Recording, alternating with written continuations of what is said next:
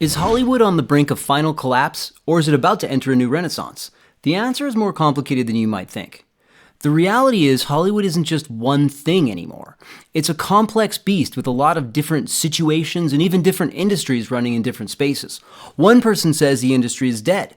The pandemic broke it, the strikes finished it, audiences are gone, scripts aren't selling, everyone's out of touch. The next guy says, nah bro, spec scripts are selling, crews are gearing up, contracts are being signed, everyone's getting ready to work, and 2026 is going to be a Hollywood revival. Come on, you have to believe me. Please.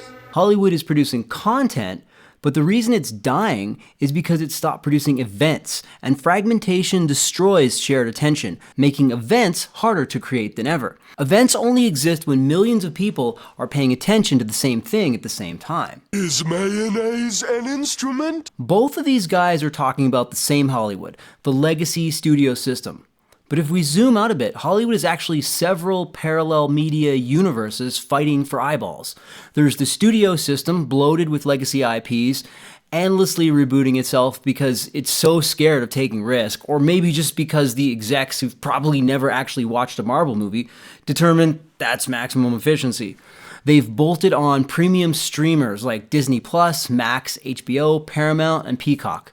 Netflix, the DVD mail-order kid that grew up into a behemoth content beast, hangs out there too, dumping billions on originals to keep subscribers hooked, and then cancels them after season 2. Be thankful, Conformity Gate, at least you got an entire show, even though you don't think you did. Then you've got the pure tech plays, AVOD, or ad-supported video on demand, and FAST, free ad-supported streaming TV. You know, the dorks like Tubi, Pluto, Roku, Freevee. These aren't entertainment companies, they're redistribution algorithms with content slapped on top.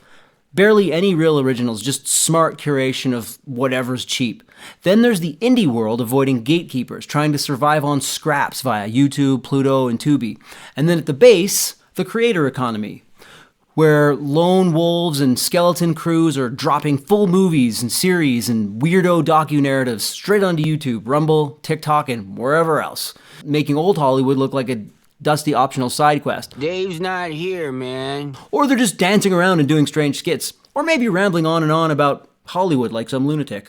Though maybe nobody consciously cares about these weirdos, making LARPing horror movies in the woods of Pennsylvania with their cousins-in-law. My friend John said he found a body in the bushes over there. I ran over there because I'm a healing monk to try and help, but obviously my magic wasn't strong enough because the dude's body was missing a head. And they just want to know if season 9, episode 16 of Stranger Things is coming out soon?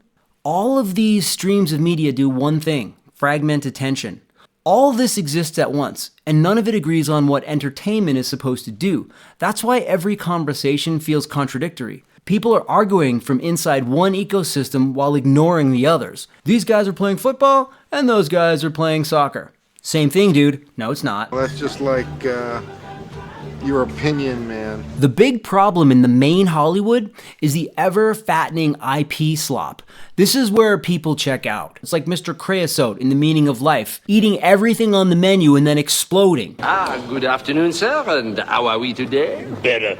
Better? Better get a bucket. I'm gonna throw up. Reboots of reboots, mashups on mashups, X-Men shoved into Avengers again. Wow, can't wait. Maybe Magneto and Xavier will become Mag Xavier and all the Bylers will be relieved for a second. Every franchise folded into every other franchise until it becomes one giant everything burger. Throw all the toppings on, nobody even notice it tastes like nothing. They're drunk anyway. And the irony is, this might actually be the riskiest strategy of all in the end, because boredom doesn't create backlash, it actually creates silence. And silence kills the movies faster than anger ever could. In stand-up comedy, we say groans are better than tumbleweeds. My name's... Shit, Can I start again? Yes, you can. Okay, thanks. People didn't boycott these movies, they just stopped showing up. For decades, studios have turned movies into a real-life Truman Show.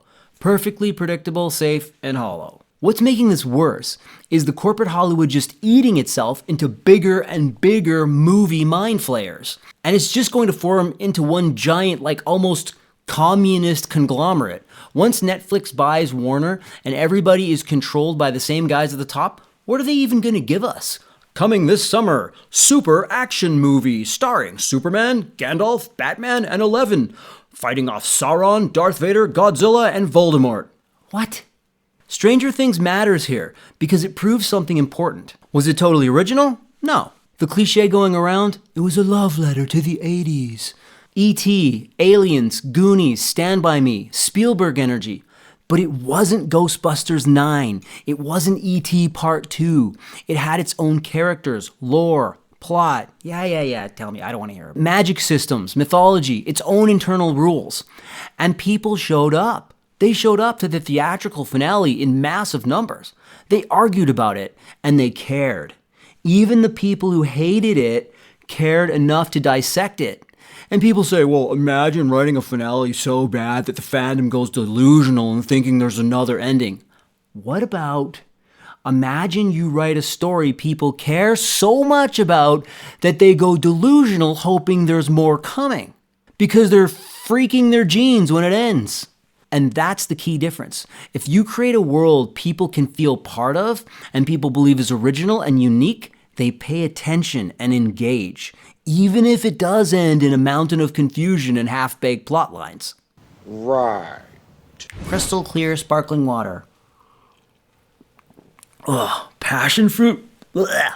So we still have talent all over the place. Technology is better than ever, and clearly they're spending a Federal Reserve ton of money on these productions. None of these things are missing. What's missing is shared meaning. We don't have a monoculture anymore. The type of culture where everyone is focused on the same things because there's less different sources of media. And that's not automatically bad, but without some shared reference points, nothing feels heroic, monumental, or culturally grounding. Everything becomes another niche instead of a grand story. Every generic song on Spotify becomes filler in a playlist while you cook or study, not an epic rock anthem. Back when we all watched the same movies and shows at the same time, they could build these huge emotional moments that hit everybody hard. And to their credit, the Duffer Brothers did attempt that at the end of the series, and quite convincingly. But now that everything's so spread out and nobody's on the same page anymore, stories have to find other ways to keep people interested, with puzzles, hidden references, and lore to decode instead of going all in on raw feeling. And because people are so tailor-trained to sniff out Easter eggs and Game of Thrones trained to kill all the characters, they're actually pissed that they got a heartfelt traditional 80s style ending.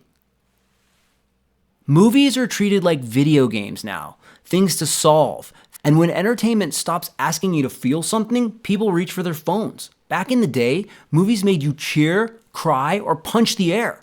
I mean literally. After Karate Kid, kids were doing drop kicks down the street walking with their parents to the car. Now movies make you check your notifications. Bueller. And people say AI is going to destroy the industry. If Disney opens up AI prompts and anyone can generate a Star Wars movie or a Marvel episode on demand, then the value isn't the IP anymore, it's the human point of view behind it. So the threat isn't actually technology, it's boredom and indifference. Is there a human connection that becomes more important? Or does that human connection get lost? Like, at some point, do we just say, well, we got Harrison Ford and Brad Pitt in AI, we can make any movie starring any movie star with a few mouse clicks. People still go to the movies when there's actually a good one. Top Gun Maverick proved that. People might have gone for the nostalgia, but they also went because the movie was executed properly. It had the action and story of a real old school movie. So people actually sat in a room together to experience something bigger than scrolling on their phones. But you need real exciting stuff, like a real heroic male lead who makes dangerous choices, who flies a fighter jet into the sun at Mach 10, or jumps his motorbike off a cliff, or whatever that specific high-stakes thing is in your movie that makes people go, oh yeah, this is awesome. Hollywood might be collapsing, and it might be going through a renaissance, but it's not just one simple Hollywood anymore. It's busted into parallel industries. Amongst the sea of trash, some great stuff will still be made. What we hope is that through the new distribution channels, and heck, even through the traditional ones, that the creators with the real talent who actually care will stand out more sharply than ever, and hopefully make good enough movies to get enough people's attention to create cultural moments. The real question isn't whether Hollywood survives, it's whether we find our way back as a society to stories that mattered in the first place. Let's hope those rumors of new original spec scripts selling for 7 figures are true. I'll be back.